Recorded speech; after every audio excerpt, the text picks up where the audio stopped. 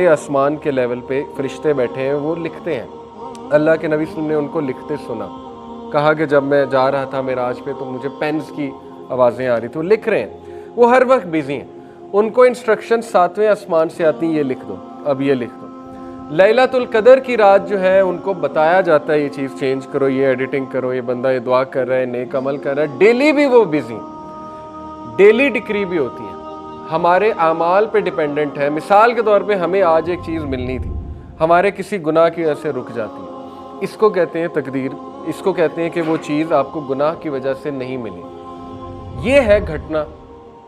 क्या अल्लाह कहते हैं ना, अल्लाह जिसका चाहता है रिज़्क़ कुशादा करता है, जिसका चाहता है घटाता है। असल में कहाँ घट रही होती है ये चीज़? डेली डिक्री में, ईयरली डिक्री में भी एक साल के अगले मैटर्स में हो सकता है आपको कोई चीज़ मिलनी हो, लेकिन आपके किसी गुनाह की वजह से, आपके किसी चीज़ की वजह से वो चीज़ रुक गई। लेकिन लोहे महफूज में लिखा हुआ है कि ये चीज़ आपको मिलनी। उसकी टाइमिंग क्या है, ये डेली डिक्री, ईयरली डिक्री फरिश्तों को बताया जाता है, प्लस माइनस होता रहता है। आई होप कि ये एक बड़ा टेक्निकल और बड़ा कॉम्प्लेक्स कॉन्सेप्ट है। आई होप कि आपको इस मिसाल से समझ आ गया होगा। तो इसमें कोई कंफ्यूज होने वाली बात नहीं। लोहे महफूज अल्लाह का कामिल इल्म है। मैं अभी ये मोबाइल यूँ पकड़ रहा हूँ, अल्लाह को पता है, इसीलिए मैं अल्लाह की इबादत करता हूँ, इसीलिए मैं प्राउड हूँ अल्लाह का वर्शिपर।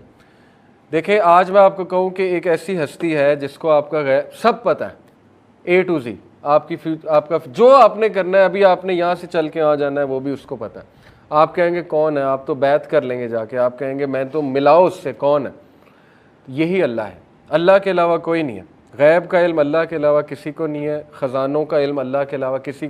मेरी फेट अल्लाह को पता है और मैं इसमें प्राउड हूँ।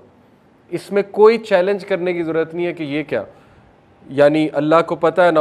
कोई कुछ लोग कहते हैं जी कि अच्छा अल्लाह को पता है कि आप जहन्नमी हैं या फ़लाना जहन्नमी, तो फिर मेरा क्या कसूर है? नहीं, ऐसे हमने नहीं करना। अल्लाह को पता है, ये अल्लाह का इल्म है और वो हमारा रब है, और इसीलिए वो रब है, इसीलिए अल्लाह सुब्हानहू व तआला ओमनीपोटेंट है, इसीलिए वो सबसे ज़्यादा पावरफुल है, अल अज़ीज़ है, अल हकीम है। वो खुदा है, वो रब है, वो गॉड है, अल्लाह है, वो अल्लाह। और अल्लाह जैसा कोई नहीं हो सकता। इसलिए बी प्राउड कि आप उस रब की इबादत करते हैं जिसको सब पता है। इसलिए हम उससे रहनुमाई तलब करते हैं कि अल्लाह आपको पता है मैंने कल क्या करना है, मुझे नहीं पता, लिहाजा मेरा कल भी अच्छा कर दें।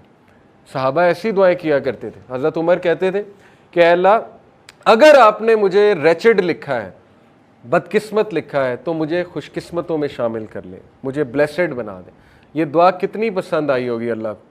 इसमें एक्नॉलेजमेंट भी है कि अल्लाह मैं तेरे कामिल इल्म की एक्नॉलेजमेंट कर रहा हूँ कि तुझे सब पता है, लेकिन रिक्वेस्ट भी कर रहे हैं।